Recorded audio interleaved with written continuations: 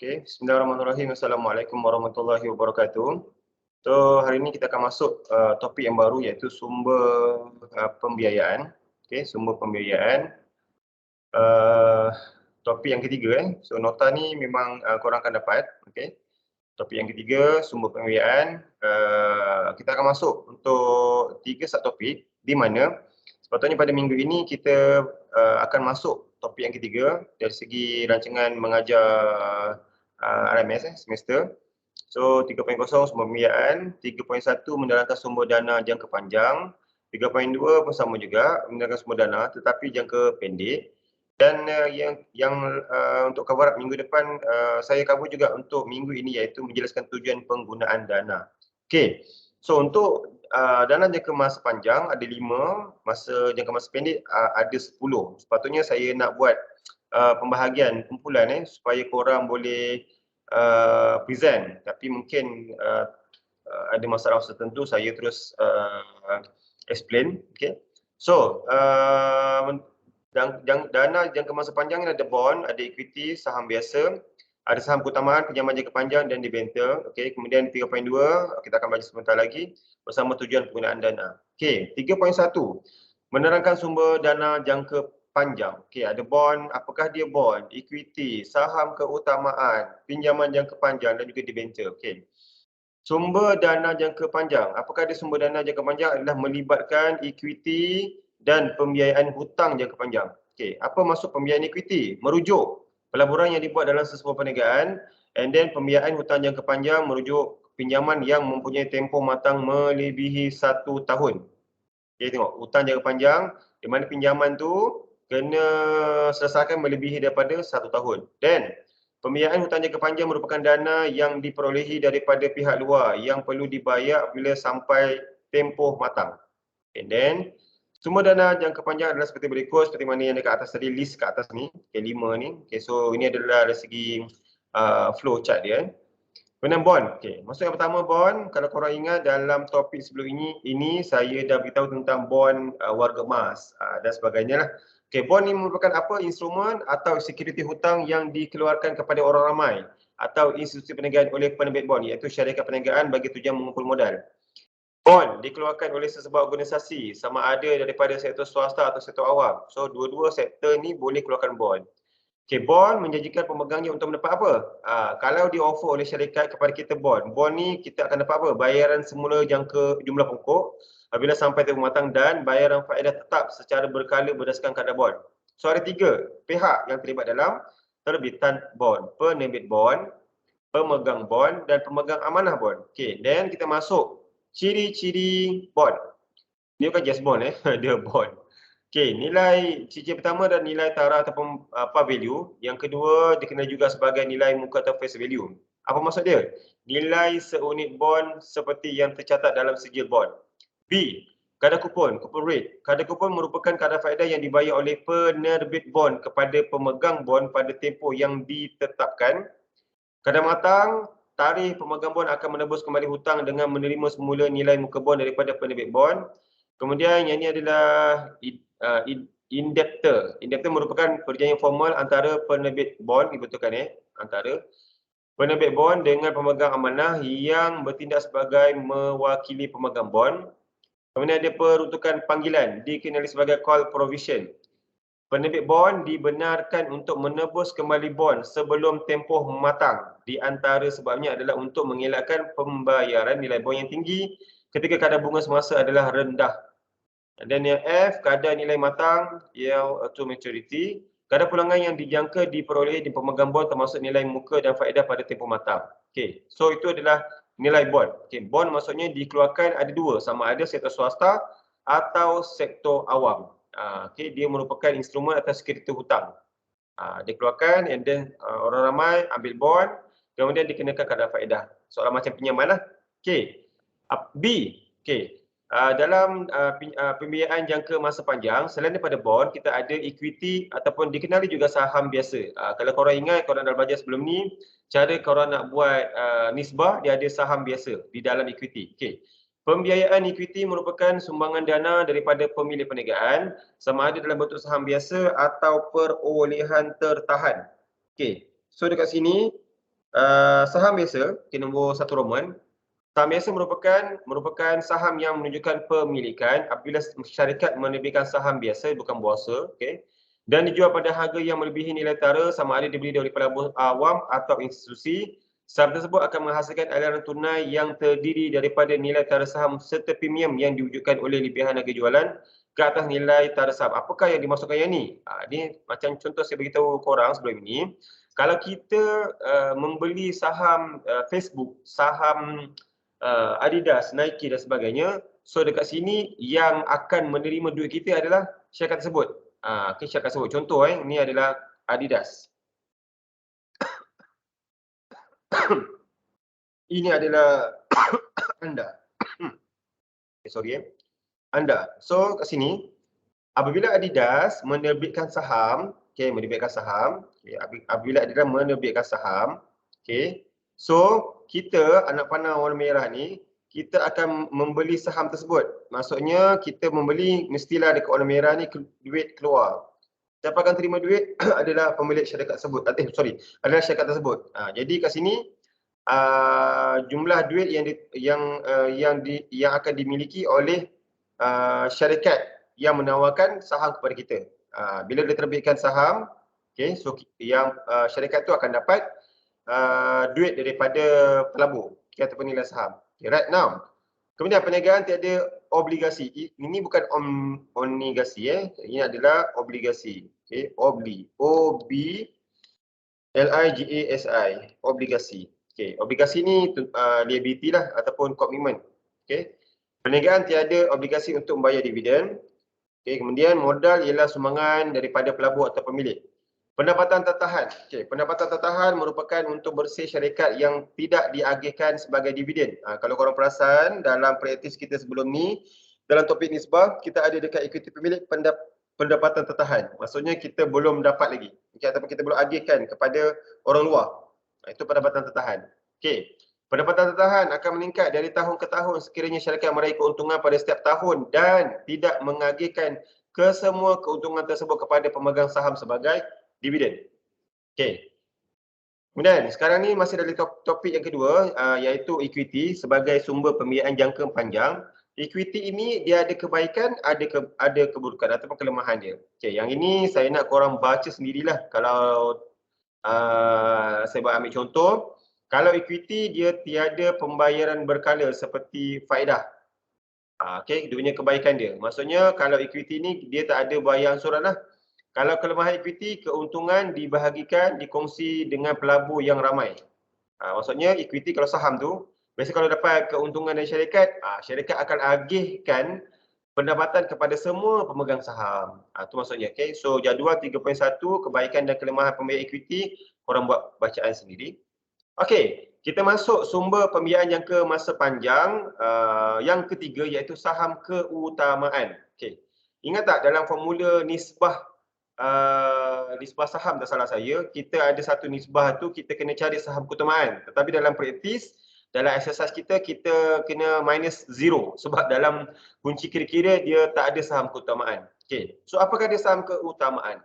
Merupakan gabungan ciri-ciri saham biasa dan hutang. Jika berlaku pembubaran syarikat, tuntutan saham keutamaan akan diselesaikan selepas tuntutan hutang tetapi mendahului tuntutan pemegang saham biasa.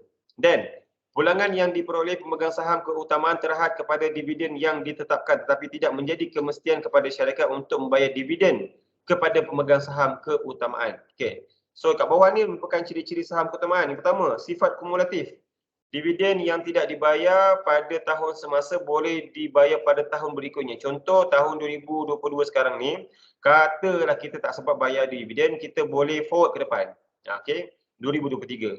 Syarikat perlu membayar dividen saham keutamaan terlebih dahulu berbanding saham biasa. Sifat penyertaan. Pemegang saham keutamaan akan memperoleh lebihan untung pada kadar yang lebih tinggi daripada pemegang saham biasa. Contoh, jika pemegang saham biasa memperolehi lebihan untung pada kadar 5% dividen, maka pemegang saham keutamaan akan memperolehinya pada kadar 600 dividen. Contohlah kan, kalau korang lihat contoh dekat dalam penyata pendapatan. Contoh untung. Untung syarikat sama dengan katalah 100,000 RM 100 000. Okey. So, kalau saham keutamaan saya simbolkan dengan SK, dia akan dapat berapa dividen? 100, 000, oh sorry. Okey. Okay, kemudian didarabkan dengan berapa ratus? 600. So ni 600. 0,06. So dekat sini dia akan dapat berapa? Okey, kita ambil calculator. Lambat pula komputer ni. Okey, jap. Calculator. Okey, lambat. So kat sini lebih kurang dia akan dapat 02 ni habiskan. So dia akan dapat 6,000. Okey. So dia akan dapat 6,000. Okey, kalau saham biasa SB 100,000 dividen untung syarikat, kita darabkan dengan 5%, 0.05. So dia akan dapat hanya 5,000 je. So tengok berbanding, berbeza antara kedua-dua pemilik saham keutamaan dan saham biasa. Kalau saham keutamaan, untung syarikat katalah kita letak 100,000, dia punya dividen 6,000 dia dapat. Pemegang saham biasa, dia akan dapat 5,000. Itu maksudnya. Okey, kuasa pengundian. Untuk pengetahuan korang, di dalam mesyuarat sesebuah syarikat, pemegang saham biasa dan pemegang saham keutamaan dia boleh datang. Okey, untuk membuat undian. Contoh, kita nak buat keputusan sama ada untuk membeli salah sebuah pulau di Maldives untuk dibangunkan sebagai pusat peranginan. Jadi kita nak tengok kuasa pengundian kalau saham pemegang saham keutamaan. Pemegang saham keutamaan tidak Pemegang saham keutamaan tidak mempunyai kuasa pengundian kerana sifat tuntutan terdahulu ke atas aset dan pendapatan syarikat. So, untuk pemegang saham utama, dia tidak ada kuasa untuk buat undian apa-apa pun. Okey. Kuasa pengundian merujuk pada kuasa memilih ahli lembaga pengarah syarikat sebagai pihak yang akan mengurus sebuah syarikat. Okey.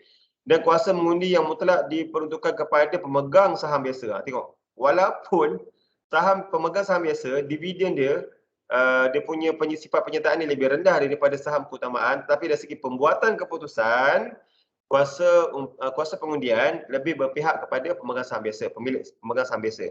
Okey, so itu dua yang membezakanlah antara kedua-dua pemegang saham. Okey, right. Kita pergi kepada yang keempat, sumber pembiayaan jangka masa panjang, iaitu di pinjaman jangka panjang. Pinjaman jangka panjang adalah pinjaman untuk tempoh melebihi 1 tahun dan bayaran balik adalah secara angsuran yang terdiri daripada amount pokok dan faedah. Benda pula pokok dan faedah ni. Pokok ni bukan korang program sijilan skap. Dia macam gini. Okay.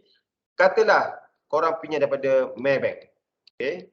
Katalah nilainya adalah RM, korang pinjam 25,000. Ini adalah nilai pokok. Maksudnya nilai asas. Tetapi katalah korang membayar dengan Maybank selama 3 tahun. Okay. So, dalam masa 3 tahun, korang kena bayar balik nilai pokok RM25,000 ditambah jumlah faedah yang dikenakan oleh pihak bank. Yang ni korang dah experience dalam pengiraan nisbah yang sebelum ni. Jadi kat sinilah namanya, ini nilai pokok. And then, dia tambah dengan nilai faedah kat sini. Itu maksudnya. Okay. Alright, syarikat menerbitkan sekuriti hutang dan dijual kepada pelabur awam dan institusi. Pinjaman ini diperoleh dari bank atau agensi kerajaan seperti Majlis Amanah Rakyat dan kementerian tertentu yang menjadikan tabung bantuan seperti tabung pemulihan usahawan dan tabung pinjaman belia. Macam korang lah, kalau korang nak jadi usahawan, kalau bank tu blacklist, korang tak buat pinjaman, korang boleh buat pinjaman daripada MARA ataupun koperasi. Ataupun dia ada tabung tekun nasional, okey, tekun TE ni rasanya korang pernah dengar kot, TEKUN, tekun nasional dan sebagainya lah. Okey, sebagai contoh, perniagaan buat pinjaman untuk membeli mesin, jentera dan bangunan. Itu maksudnya pinjaman jangka panjang melebihi daripada setahun dan dia ada jumlah pokok dan faedah. Okey, right. Yang kelima, debenture merupakan salah satu sumber pembiayaan jangka panjang. Okay, apakah dia debenture? Dikenali juga sebagai bil perbendaharaan, ataupun cagaran. Adalah surat akuan yang dikeluarkan oleh syarikat atau agensi kerajaan yang memperakui penerimaan wang yang dipinjamkan kepadanya. Sebagai balasan, pemegang debenture akan menerima kadar bunga yang tetap sehingga pinjaman itu dijelaskan. Okay. And then, apabila sesebuah syarikat membuat pinjaman modal, maka mereka akan mengeluarkan satu surat saksi hutang yang dipanggil sebagai debenture. Okay, dan debenture itu akan dimasukkan maklumat berkaitan dengan amount pinjaman dan harta yang dicagarkan. Okay, debenture ni kalau buat pinjaman, mesti ada cakaran. Contoh korang buat pinjaman katalah perlukan buat mesin sejumlah RM50,000. Tapi bank tengok korang ada diminta penyata pendapatan tak ada, kunci kira-kira tak ada. Tapi korang ada tanah mak ayah ataupun sawah. Jadi korang cagakan untuk buat pinjaman. Okay. So, ia adalah security jangka panjang bersama kat atasnya. Debenture ni masuk dekat ROC, ada section dia, baca sendiri kat ni. Kemudian ia adalah security jangka panjang yang dikeluarkan oleh pihak swasta atau kerajaan. Ianya diterbitkan pada harga diskaun. Okay, next. Kita masuk 3.2. Menerangkan sumber dana jangka pendek. Kalau tadi jangka panjang ada 5 item je. Kalau yang ni dah ada berapa? 1, 2, 3, 4, 5, 6, 7, 8, 9, 10. 10 sumber dana jangka pendek. Kita pergi yang pertama ataupun kita pergi dia punya explanation. Sumber dana jangka pendek ialah sumber pinjaman yang perlu dijelaskan dalam tempoh kurang ataupun setahun. Okay, kurang daripada setahun ataupun setahun maksimum. Okay, pinjaman ini kebanyakan terdiri daripada kemudahan kredit yang diberi oleh pembekal dan institusi kewangan. So ada 10 seperti mana yang dekat rajah ni, jadual rajah 3.2. Okay, yang pertama overdraft. Apakah dia overdraft? Merupakan kemudahan kredit yang disediakan oleh bank perdagangan untuk pemegang akaun semasa yang boleh dipercayai. Melalui kemudahan ini, pemegang akaun semasa boleh mengeluarkan wang melebihi jumlah simpanan dalam akaun semasa mereka. Overdraft maksudnya contoh kan, korang ada duit, okay, dekat dalam bank Islam. Okay, bank Islam. Okay, kat sini mungkin korang lihat duit korang tinggal RM5,000 je. Tapi kalau korang boleh jumpa pihak bank dan memohon untuk overdraft, korang walaupun duit dalam bank RM5,000, korang boleh keluarkan mungkin lebih daripada RM5,000. Contoh korang nak keluarkan RM10,000, boleh. Walaupun duit simpanan korang tak lebih pada RM5,000 ni. Sebab RM10,000 ni, kalau korang tolak RM10,000, tolak RM5,000, ada baki RM5,000 lagi. RM5,000 itulah yang dinamakan sebagai overdraft, kemudahan kredit. Okay, jadi RM5,000 yang diberikan oleh pihak bank tu akan dikenakan faedah. So faedah akan dikenakan terhadap pelanggan berdasarkan jumlah wang yang dikeluarkan, bukannya jumlah wang yang dibenarkan untuk dikeluarkan. Kalau korang keluarkan sebanyak RM10,000, lebihan RM5,000 tu sebagai pinjaman yang perlu korang bayar bersama faedah. Okay. Pinjaman pendek yang kedua, B, pinjaman berkala. Pinjaman yang dibayar secara berkala dalam jangka masa yang telah dipersetujui dengan bayaran angsuran. Kat sini contoh korang pergi pihak bank, katalah dengan pihak bank saya nak buat pinjaman, tapi saya nak bayar setiap bulan, tak sampai setahun, tapi jumlah angsuran saya tidak tetap. Contoh bulan Januari, katalah korang buat Januari saya nak bayar mungkin 300. Bulan Februari saya mungkin nak bayar hanya 150. Yang ni maksudnya pinjaman berkala. Sehinggalah Disember nanti korang nak bayarlah sekali mungkin RM50. Tapi kena totalkan lah. Di antara Januari hingga Disember, pastikan korang selesaikan jumlah keseluruhan pinjaman. Itu pinjaman berkala. Okay, right. Pemfakturan. Apakah ada pemfakturan? Merupakan kemudahan pembelian akaun penghutang yang disediakan oleh institusi kewangan untuk peniaga. Melalui kemudahan ini, peniaga memindahkan tugas pengutipan hutang daripada pelanggannya kepada pihak bank dan ini membolehkan mereka menggunakan modal yang diperoleh untuk tujuan lain yang lebih penting. Yang ini kalau sekiranya korang, contoh korang adalah pemilik syarikat ataupun industri katalah simen. Korang jual simen je. So simen ni jual macam mana? Jual kepada supplier lah. Mungkin korang jual pada syarikat A, syarikat B dan sebagainya. Tapi oleh kerana korang tak sempat nak kutip hutang, korang boleh deal dengan pihak bank untuk pihak bank sendiri mengejar. Sebab bila pihak bank mengejar hutang-hutang daripada syarikat luar untuk korang on behalf, so dia ada, orang kata it's not alung, dia ada satu ketakutan lah kepada syarikat-syarikat ni. Sebab orang kata dia punya pengutip hutang sangat kasar. Okay, right. Kalau boleh jangan buat lah. Okay, then pemfakturan selesai, nota janji. Okay, ini adalah yang keempat dalam sumber pembiayaan jangka pendek. Nota janji adalah instrumen yang dapat dirundingkan yang menandakan persetujuan bertulis oleh penghutang atau penulis, iaitu pembuatnya untuk membayar jumlah yang dijanjikan kepada pembitang pada tarikh yang ditentukan. Ianya pinjaman pendek, jangka pendek di mana pembayaran semula adalah sekaligus pada tarikh matang yang dipersetujui. Contoh, korang meminjam katalah RM3,000 daripada mungkin marah. Tapi korang kata dengan marah, saya tak boleh bayar ansuran, saya boleh bayar ni pada bulan yang ke-8. Contoh sekarang ni bulan berapa? Bulan 10 lah kan? Oktober 2022. Kemudian korang kata korang boleh bayar dalam bulan yang ke-8. So maksudnya korang punya tempoh matang untuk bayar kepada Mara ni selama 8 bulan. Jadi kalau korang kira 8 bulan daripada bulan Oktober, okay, maksudnya keluarkan jari, 8 bulan Oktober bulan 11. 11, kemudian keluarkan jari sampai 8 jari. Okay, keluarkan jari sampai 8 jari. So bulan 11 ataupun November 2022 ini adalah bulan yang pertama. So korang kena kira sehingga bila sampai bulan ke-8.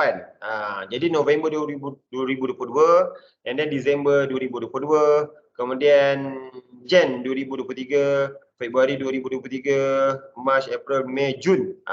So dekat sini kalau kita keluarkan jari, bulan ke-8 ni adalah bulan Jun 2023.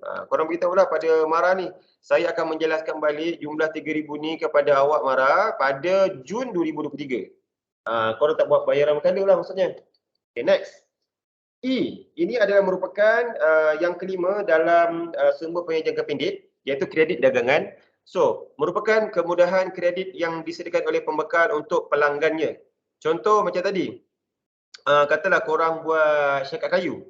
Okay, korang adalah syarikat Jati Sendirian Berhad. Korang membuat bekalan kayu jati kepada sesiapa yang berminat. Jadi mungkin ada satu syarikat itu dia buat perabot jati. Katalah korang perabot jati enterprise. Jadi kat sini katalah syarikat perabot jati enterprise dia tak cukup duit untuk beli kayu daripada syarikat jati ni. Jadi korang menawarkan kredit dagangan. Maksudnya perabot jati enterprise tak payah bayar dulu, bayar kemudian. Itulah kemudahan kredit yang disediakan oleh pembekal iaitu korang syarikat jati untuk pelanggannya iaitu perabot jati enterprise. Alright. Dan peniaga boleh membeli barang secara hutang dan membayar pembekal pada masa akan datang. Kadang-kala pembekal akan memberikan diskaun tunai untuk menggalakkan peniaga menjelaskan hutang dengan cepat. Okay, tempoh kredit yang lazim diberikan adalah antara 30 hari hingga 60 hari. Ini kredit dagangan, maksimumnya kalau kita nak letak kat sini, okay, sebulan sehingga 2 bulan. Okay, sebabnya 30 hari hingga 60 hari. Okay, yang kelima, sumber pembiayaan dalam jangka pendek adalah dinamakan kredit pusingan. Apakah dia? Kredit pusingan digunakan untuk memenuhi keperluan modal kerja dalam jangka pendek.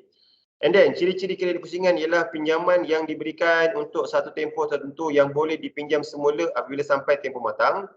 Kemudahan pembiayaan jangka pendek ditawarkan kepada organisasi peniaga yang mempunyai kedudukan kewangan yang baik. Kelebihan kredit pusingan ini ialah kos pembiayaan lebih rendah berbanding dengan kemudahan pembiayaan yang lain dan dana boleh digunakan secara berterusan. Okey, ini modal yang diberikan kepada sebuah syarikat kredit pusingan. Kemudian surat kredit, apakah maksud dia? Kemudahan surat kredit diberi oleh bank perdagangan kepada perniagaan yang mengimport barang dari luar negara. Ini, orang boleh warnakanlah highlight ini. Okay, warna hijau. Okay, daripada mengimport barang daripada luar negara. Maksudnya korang perlukan contoh kosmetik. So ada botol yang dekat dalam negara kita. Korang rasa botol semua supply tak bagus. Korang import daripada China. Jadi kat situ mungkin syarikat China apa dia orang kata berikan kemudahan pada korang untuk mengambil botol mereka. Dan di mana katalah korang nak beli botol daripada syarikat China, duit tak cukup. Korang boleh memberitahu pada bank perdagangan, katalah Maybank, yang mana korang nak beli barang daripada luar negara. Jadi kalau Maybank itu bersetuju, dia akan keluarkan surat kredit. Okay, seolah-olah korang buat pinjaman daripada Maybank untuk membeli barang dari luar negara. Okay, now, surat ini berfungsi sebagai surat jaminan pembayaran terhadap pengimport dan akan dihantar kepada pengeksport. Okay, tu. Yang seterusnya, penerimaan jurubank. Okay, BA. Okay. Kemudian penerimaan jurubank merupakan satu jenis pembiayaan jangka pendek yang dilakukan sesebuah syarikat bukan kewangan dan dijamin oleh pihak bank. Untuk tujuan tersebut, draft ataupun bil pertukaran akan dikeluarkan oleh pelanggan. mengikut perintah yang perlu dibayar pada tarikh tertentu dan diterima oleh institusi keuangan untuk pembiayaan perdagangan seperti ekspor, import atau transaksi perdagangan dalam negeri. Okey. So ni keyword lah. Okey. Yang mana highlight? Okey. Penerimaan jurubank, tengok. Dalam negeri. Okey. Antara faedah penerimaan jurubank adalah seperti berikut. Menyediakan aliran tunai sebelum hasil jualan kredit dapat dipungut ataupun membiayai pembelian bahan mentah untuk pengeluaran. Yang kedua, sentiasa boleh dijual mengikut kadar pasaran semasa sekiranya pelanggan memerlukan pembiayaan segera. Kemudian, menyediakan pembiayaan dua hala kerana kaedah penerimaan jurubank adalah terpakai untuk jualan dan belian. Dua hala maksudnya ada transaksi penerimaan jurubank BA ni digunakan untuk jualan, ada juga penerimaan jurubank untuk transaksi belian. Itu dua hala lah. Okey, next kita masuk resit amanah. Okey, resit amanah ni apa? Ini adalah merupakan kemudahan pembiayaan yang dikeluarkan oleh bank dengan jaminan pembayaran di mana membolehkan pelanggan menerima hantaran pembelian tempatan atau luar negara sebelum pembayaran bil boleh dibuat. Tampak ni Okey. Yang ini boleh dibuat ni korang highlight ni gantikan dengan merah lah. Okey. Kegunaannya ialah untuk memberi kemudahan kredit dengan bersandarkan bil yang dikeluarkan di bawah surat kredit institusi kewangan itu sendiri. Okey, surat kredit yang tadi ke atas. Oleh itu pelanggan tidak perlu membuat bayaran serta-merta ke atas surat kredit. Hal ini membolehkan pelanggan menerima hantaran barangan. Ini pun highlight juga. Okey. Pun highlight juga. Membolehkan pelanggan menerima hantaran barangan tanpa perlu membuat bayaran serta-merta. Okey. Antara kebaikan pembayaran resit amanah ini adalah seperti berikut. Pemilik boleh menjual kepada pihak lain untuk menjelaskan tuntutan bank. Pembayaran serta-merta boleh dibuat kepada penjual. Peniaga boleh menerima barangan walaupun belum buat bayaran dan boleh mengatasi masalah aliran tunai. Ini contoh macam korang sambung bayar lah. TV sambung bayar, kalau peti ais tu ataupun mesin masuk tak mampu bayar and then dibayar semula oleh pihak lain. Itu maksudnya dia boleh disambung oleh penghutang yang lain. Okay? Pemilik boleh menjual kepada pihak lain untuk menjelaskan tuntutan bank. Itu maksudnya, resit amanah. Kemudian pinjaman berjangka. Pinjaman ini merupakan yang ditawarkan khas oleh pihak bank perdagangan kepada peniaga yang memerlukan pinjaman untuk tujuan tertentu. Pinjaman ini perlu dibayar balik beserta faedah dalam tempoh kurang daripada setahun. Okey, ini pinjaman berjangka. Berjangka maksudnya dia seolah macam gini tau. Dia yang berjangka ni kan. Dia macam yang macam nota janji juga. Tapi dia bertulis. Ini daripada pihak-pihak bukan daripada bank. Okey. Tapi yang bawah ni pinjaman berjangka hanya dikeluarkan oleh bank perdagangan. Okey. Tapi kena selesaikan dalam tempoh kurang daripada setahun. Bersama faedah dia lah. Alright. So, ni adalah jenis pembiayaan yang kita dah tengok tadi, huraian penting dia. Ni korang boleh boleh hafal persediaan untuk final exam mungkin, dan juga kita ada ujian tak lama lagi. So, kat sini setiap item jenis pembiayaan ini huraian dia. Maksudnya ni keyword dia lah. Maksudnya katalah dia tanya jenis pembiayaan nota janji tu apa? Korang boleh nyatakan perjanjian pinjaman jangka pendek di mana bayaran semula adalah sekaligus pada satu tarikh yang tersetujui. Apakah ada kredit dagangan? Ini maksudnya. Apakah ada penerimaan jurubank? Ini maksudnya. Apakah dia pinjaman berjangka? Ini maksudnya. Jadi jadual 3.3 ni merumuskan terhadap pembiayaan jangka pendek yang ke atas. Okey. So kita masuk kebaikan hutang dan keburukan hutang. Ini korang baca sini secara common sense. Okey, korang boleh baca. Okey, kemudian pembiayaan ekuiti, kalau status ni maksudnya dari segi aspek kalau dibandingkan di antara pembiayaan ekuiti dengan pembiayaan hutang. Contoh, kalau pulangan ni, kalau punya ekuiti, pulangan yang diterima dalam bentuk dividen. Kalau macam pembiayaan hutang, perlu dibayar balik beserta faedah pada kadar tertentu dan sebagainya lah. Ini pun korang boleh baca jadual 3.5, perbezaan antara pembiayaan ekuiti dan pembiayaan hutang. Dua benda yang memang berbeza. Okey. Alright, kita masuk yang terakhir, 3.3, menjelaskan tujuan penggunaan dana. Okey. Apakah dia orang kata kita kan sebagai seorang peniaga ataupun seorang pemilik perniagaan, kadang-kadang kita tak cukup duit. Jadi kita kena dapatkan sumber kewangan yang luar, yang dekat luar, iaitu dari segi dana dekat luar. Macam tadi korang dah dengar, ada dua jenis, satu jangka panjang, satu lagi jangka pendek. Okay. So apakah tujuan dia? Okay. Penggunaan dana. Dana yang diperolehi daripada pembiayaan jangka panjang dan jangka pendek perlu digunakan sebaik mungkin. Kadang-kadang kan, ada pemilik perniagaan, dia bila dia dapat dana daripada bank, masa dia buat permohonan, dia nyatakanlah dia nak beli tanah, nak kembang perniagaan, dia nak beli premis untuk kembangkan perniagaan. Tapi bila dapat duit, dia enjoy. Ada pergi luar negara. Oh, kita nampak dekat dia punya media sosial memang hebat. Kan? Soalan macam dia banyak duit. Padahal pakai duit bank tu. So sebagai orang kata pemilik perniagaan, kita kena amanah lah. Sebab apabila kita buat pinjaman, dia melibatkan satu komitmen yang tinggi sebab kita kena bayar balik. So gunakan sebaik mungkin. Okay, dana yang diperoleh lazimnya digunakan untuk membiayai keperluan modal kerja dan pembelian aset tetap. Oleh itu, penggunaan dana melibatkan tiga keperluan. Keperluan semasa, kemudian jangka pendek dan jangka panjang. Okey, semasa ni umumlah merujuk kepada keperluan dana dalam membiayai ni IT tinggal, aktiviti perniagaan untuk melecehkan perniagaan, urus niaga harian. Kemudian dana mengikut keperluan semasa juga digunakan untuk tujuan khusus seperti melangsai baki hutang yang dipinjam pada pemiutang. Okay, mungkin korang dah berjanji kan dengan pemiutang nak bayar dalam tempoh yang ke-8 daripada marah kan. Kemudian korang tak mampu lagi. Jadi kena buat dana yang lain untuk lamsamkan dia, bayar secara keseluruhan. Kemudian melibatkan keperluan tunai untuk membiayai aktiviti urusan harian dan yang keempat untuk memastikan operasi perniagaan semasa atau harian berjalan lancar. Okey. So tu adalah secara umum penggunaan dana mengikut keperluan semasa. Okay. Kemudian penggunaan dana mengikut keperluan jangka pendek. Okay. Dana jangka pendek digunakan untuk membiayai keperluan yang melibatkan operasi syarikat dalam tempoh masa kurang setahun yang melibatkan pengurusan modal kerja. Okay. Modal kerja ni apa pula? Okay. Yang ada 5 roman. Belanja tidak langsung. Contoh sewa kilang. Belanja jualan dan promosi. Belanja am seperti bil air, bil elektrik, belanja langsung seperti kos bahan mentah, kos buruh. Belanja langsung perniagaan merangkumi angkutan masuk. Angkutan masuknya kalau korang buat terpaksa menyewa lori. Jadi lori tu bawa barang daripada luar masuk ke kilang korang. Duty custom, duty import dan sewa gudang. Okay, and then pinjaman dana ikut keperluan jangka pendek dia ada kebaikan dan keburukan. Yang ni korang baca sendirilah, okay, perbandingan dia.